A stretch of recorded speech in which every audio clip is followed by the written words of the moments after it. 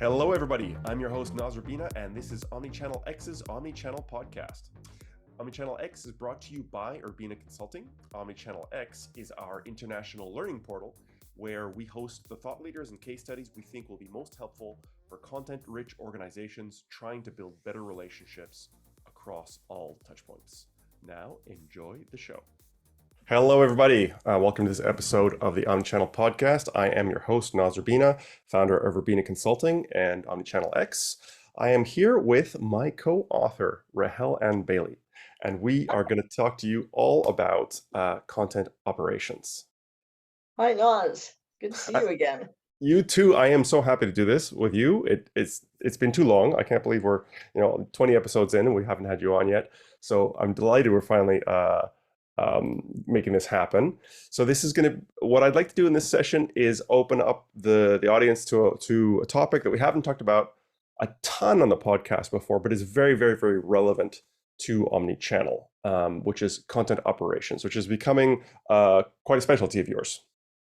It is. What I realized is that as a content strategist, if I had to talk about the type of content strategy I do, it's to enable content operations. Because if you can't do something reliably, algorithmically, scalably, et cetera, then you can't scale, you can't automate, you can't get all that goodness you want out of the end of the pipeline unless you do it up front. And I liken it to how everybody, CMS is kind of like the last mile, right? This is like the food delivery motorcycles that you see scooting around the city.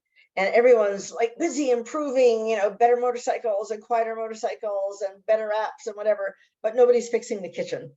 So without fixing the kitchen, you're not going to get your food faster. If there's like a guy with a knife in the back, you've got to have that production line. So that's always been what I've been about and continue to be about. And I think all of my years of experience have kind of brought that into focus for me. Yes. Well, I think we share something that we're content strategists who primarily never write. Like there's a lot of people associate content strategy with the creation of content. Yeah, but I think they've kind of carved themselves out more as the content designers. I think content design is now more what they associate with because they actually create the content, whereas the content strategist is more, I guess strategy is just a plan. So what are you planning for? And then if you're actually doing the writing, you're doing the operationalizing of it, right? So if you're a content designer who is writing after you make the plan for it, then you are doing the content design that came out of that content strategy, or you're doing the operational stuff, then that's because you had a content strategy that enabled you to do that. Yeah, well, I wish it was so consistent and clear as you make it sound. Oh, it's not at all. How many times I've seen a job interview where they want a content strategist and then they talk about writing social media, and I'm always tempted to write to them and say, do you want a strategist or do you want a content creator? Because those are two different things. Yes, well, I was at the Confab. I was at the Confab conference, which is the content strategy conference, last month, and I constantly was meeting people, and you would meet people and go, "Hey, what do you do?" I'm a content strategist, and then I would go, "So what do you do?" like I just because I'm a content strategist, you're a content strategist, we're the content strategy conference. I still don't know what you mean when you say that. Well, I often liken this to kind of medicine, right? So you've got the doctor who diagnoses things, and that's what a content strategist does, is they diagnose and they come up with a prescription of some sort of, either you're going to take this medication or you're going to do these exercises or whatever it is. But think about how many kinds of doctors there are. Are you a veterinarian, or are you a psychiatrist, or are you a heart, I can't even remember what they call it, an internist? It depends on what what your specialty is. So I think in a sense, we're a little bit like that there are many kinds of people within this umbrella that we call content strategy. And actually, when I'm teaching and I supervise people who are doing their master's thesis. And the first thing I say to them is, remember, go back to the first class we had where I talked about the umbrella strategy, and that you have to look at all of your content, and then you pick which, you don't want to boil the ocean, so you're going to pick one little slice and you're going to say, this is what I'm dealing with. So yes, you can do a social media, a content strategy for social media. You can do a content strategy for inbound marketing. Doesn't matter. But first, I want to know that you've considered the whole thing and made some sort of analysis that says, this is why this is important to work on. Absolutely. I've realized that we've jumped, as we are wont. We've jumped straight into conversation. I know you so well that I think I should probably give the audience a little bit more about your background. So we co-wrote a book together. So some people may know that, Content Strategy, Connecting the Dots Between the Business, Brand, and Benefits. Which is used as a textbook in a lot of organizations, in a lot of educational organizations. Yeah, absolutely. And that's, you can learn more about that on the contentstrategybook.com or contentstrategy-thebook.com. Either of those work. So what have you been up to lately, Rahel? What have I been up to lately? Well, so many things. I've been working with a firm called ICP who do content ops, but in a very different way than we would usually talk about content ops. And I do my own consulting based on the work that I've always done with text-based operational models. And I'm writing, and I've contributed heavily to a book on content operations that's coming out imminently. It's with the publisher now. They're just doing like the final stages of production, and it's going to be released for free online. And Great. If you want a paperback version, then you can order it from either University of Virginia Tech, or you could, they'll probably put it on Amazon. So that's called Content Operations from Start to Scale, Perspectives from Industry Experts. And awesome. The editor is Carlos Evia. All right, so we'll plug that again at the end of the show so people won't forget about it. Okay. So we've been talking about content ops, content operations. I think that the content ops term is very interesting. I still say content operations for most of my clients because I don't think they're cool and hip enough to know to be hooked up with the ops type terms. Right. But there is very different kinds of content ops depending on who you're talking to. Similar to content strategy, we were just saying. So we've worked in many different worlds: CCMS, DAM, PIM. CRM, ERP. So what are some differences and similarities of how content ops is perceived and how that all works together? Well, since joining ICP, I have this discussion all the time, and I had the funniest discussion with one of I think he's one of the VPs early on, where I said, I come from a content operations background, and he looked at me and he went, "Content operations like images?" And I said, no, like text. And so he thought a minute and he went, "Oh, like the metadata on images." And it's like, wow, you come from a very different world than me. So you interpret these things differently from me. So I come from a tech background where everyone knows what DevOps is, because that's how you produce your code in a very operationally efficient way. So when you say content ops, you're thinking about all the text that goes into the that gets not hard coded, but it gets pulled into the code, and that's what makes your digital product. And then it gets published at the other end, or it's long form content that you long form text-based content that you enhance and enrich with metadata, and that gets published. Now, you can also look at digital asset management. In there, they're talking about the companies that have thousands, tens of thousands, hundreds of thousands, sometimes millions, and worked on a project like that, where they've got many images, and they have to manage them very efficiently. And so they need an operational way to do that. Usually it's within a digital asset management system. If you're doing it on the tech side, you might use a headless CMS, or you might use a component content management system.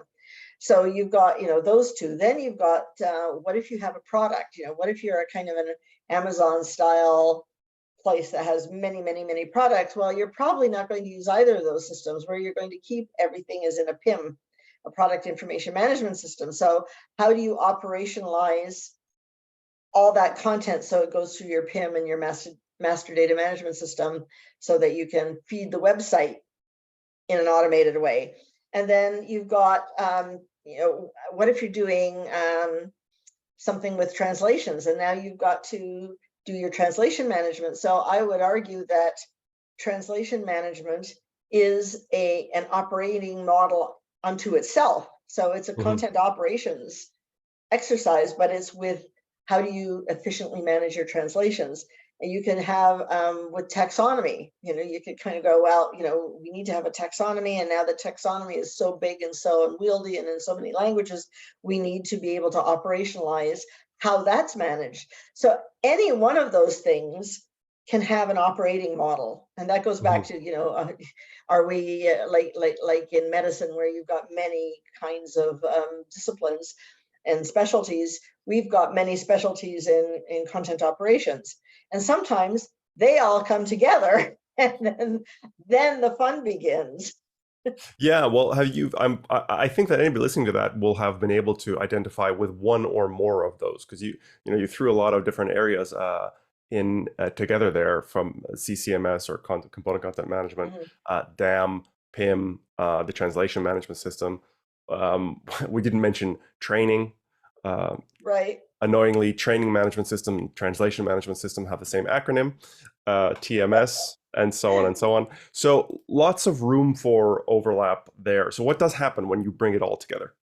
Well, this ends up being an interesting exercise, because you need to have the people who are experts in each area. And I actually did a presentation at Omnichannel a couple of years ago that came from a client that I had worked with, where we had four of those operating models that we had to bring together.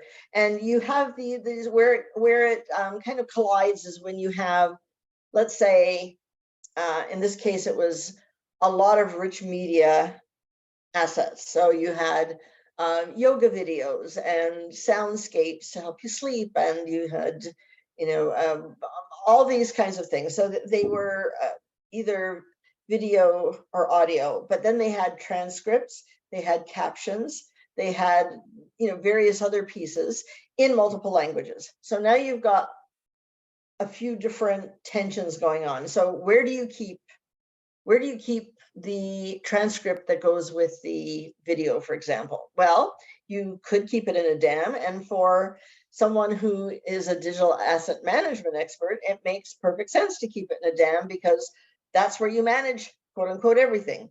And then you say, oh yes, but if you do that, then you're going to have trouble with your translation management, because you want to keep everything in an authoring system. I'm going to use the word authoring system in that generic way, whether it's a CCMS or headless or whatever, it's somewhere in the authoring system. So you want to keep in your authoring system your content so that it can be automatically pushed into the translation management workflow, come back and round trip. So then it becomes, okay, so which one of those do we choose? And you can say, okay, we're going to choose to keep it in the authoring system. And what we will do is we will have a content delivery system where it matches up the video itself with the content, and then it can match it up depending on where the person is logging in from. It might give it to them in Portuguese, it might give it to them in English, it might give it to them in Arabic, right? It doesn't really matter, because it's going to be readily available and able to be kind of aggregated together. So that's. I want to just come in there. So you said something quite significant there, which is you're referring to an example where we specifically get away from the one system to rule them all. And Definitely. yeah, this idea I think still comes up where people are going, what do you mean we need multiple management systems?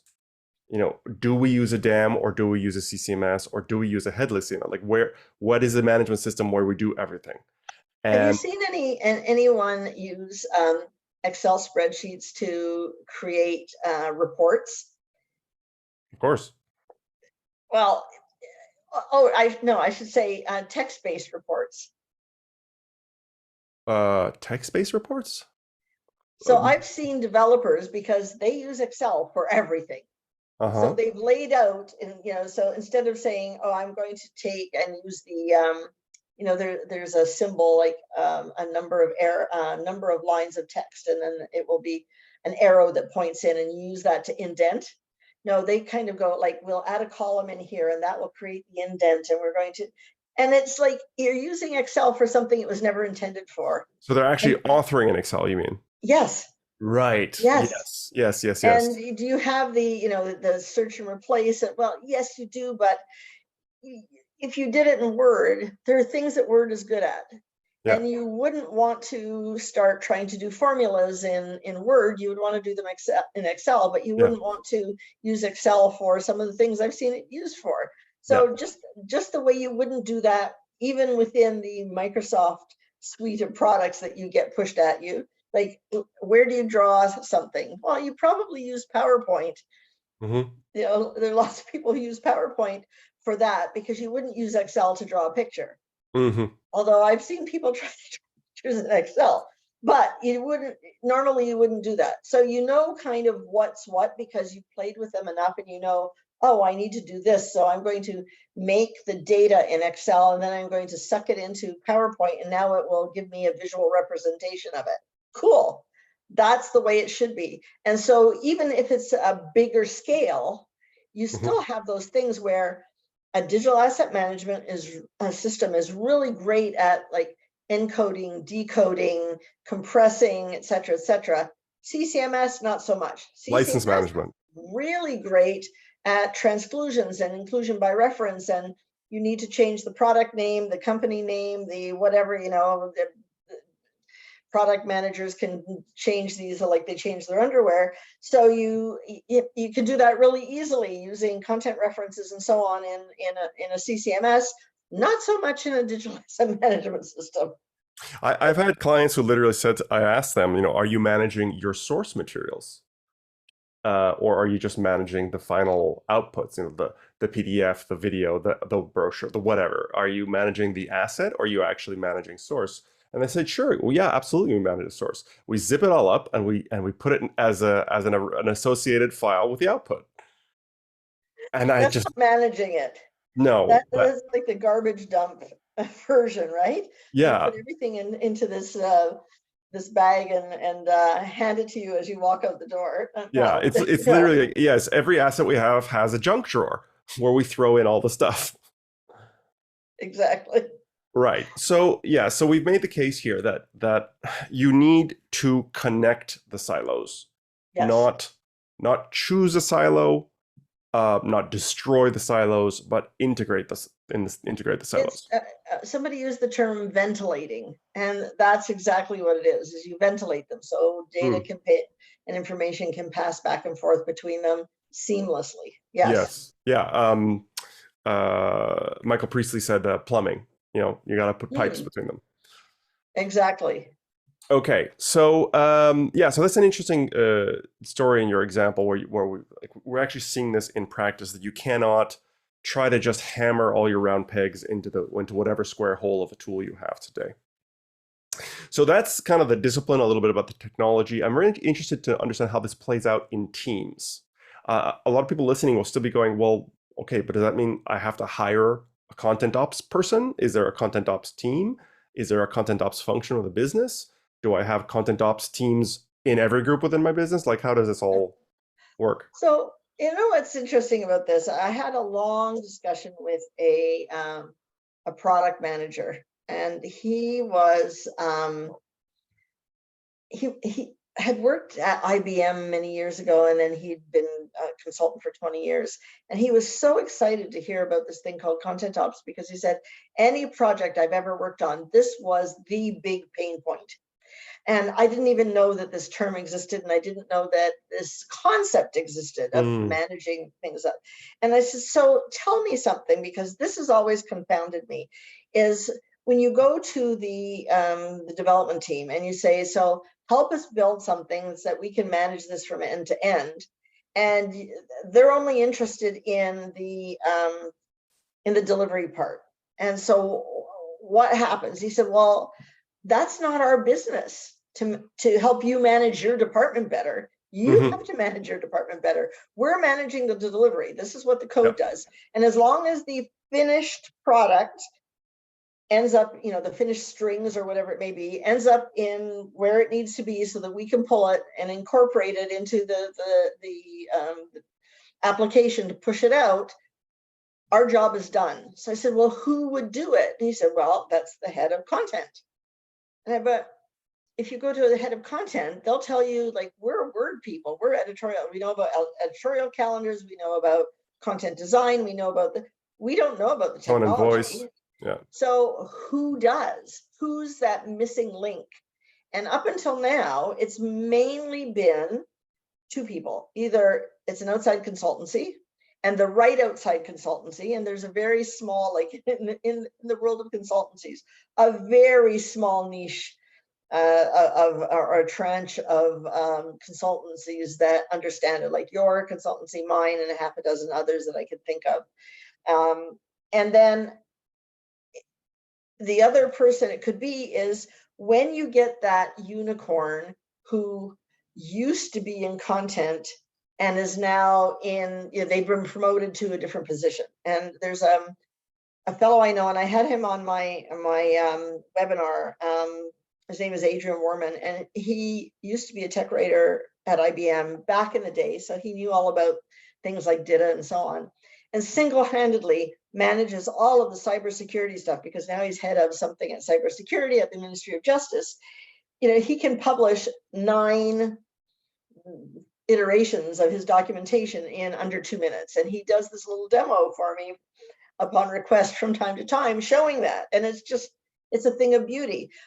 But the only reason he knows about it is because he had that past experience. He could bring it with him. So those people are few and far between. And then you have the people who, and I've tried to implement this in a couple of places and was completely shut down by, the young tech bros who just wanted to, do it in some way that benefited them, but they didn't really care about all the pain that the content people would go through. They see it through their own lens. Yeah, they see it through their lens, and you can't really fault them for it.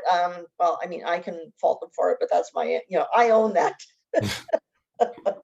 But so until you get somebody who has come from that background of high efficiency, high volume publishing with a lot of variables, and can look at something and go, this is what we need. So this is how you know that you need a DAM.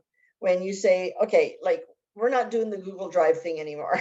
We're going to a proper DAM. Or, we're not doing this this chaos with the translation management anymore. We're going to somehow get our stuff into a translation management system, whether that's a managed service or we're going to license one or whatever it is, but we're doing that now. And so until you get somebody who actually has that deep knowledge and has that authority and position to be able to say, we need to make a change, and you have budget, because if you follow that like Spotify model, where what's the Spotify model? The Spotify model, they have instead of departments and teams, you've got squads, and I don't know, they just renamed them, and it's the same thing. But they have the budget. Content has no budget. They just get placed into the teams. So whenever you go and you say, we need another content person, they go, no, I need a front-end developer.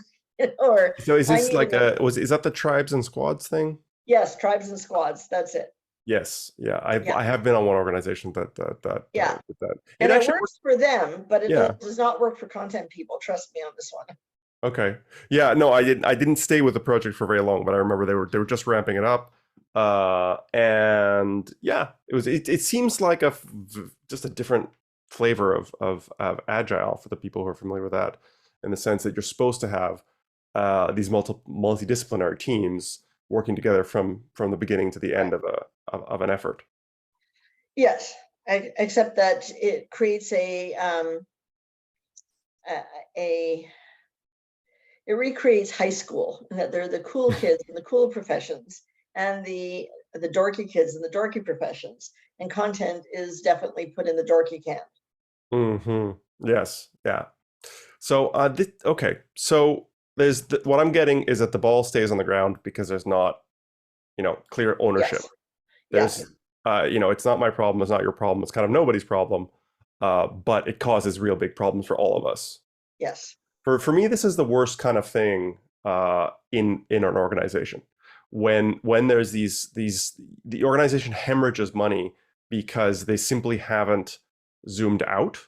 And I talk a lot about zooming out in my stuff. And this confusion that's created by everyone being so focused and so happy to be so specialized, and we see that as a virtue, more and more specialization, more and more focus, but who is the one actually looking at this whole operation and going, is this the best way to work? And then on the customer facing side, is this the best experience we can deliver, or journey we can deliver?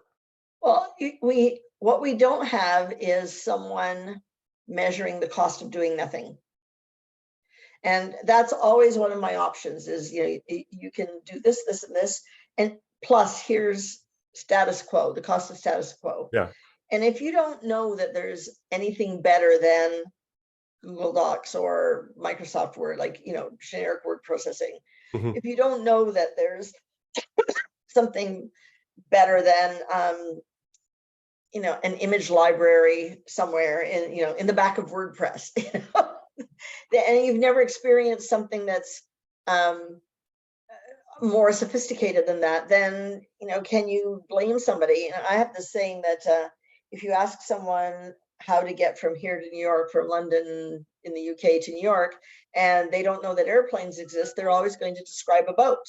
And when you say air travel, they look at you very confused and they go, well, we could get a bigger boat or a faster boat or a longer boat, but they will never talk to you about an airplane because they don't understand air travel. And so this is what happens in content is you get folks who've never used anything except really basic tools that were meant for casual business use.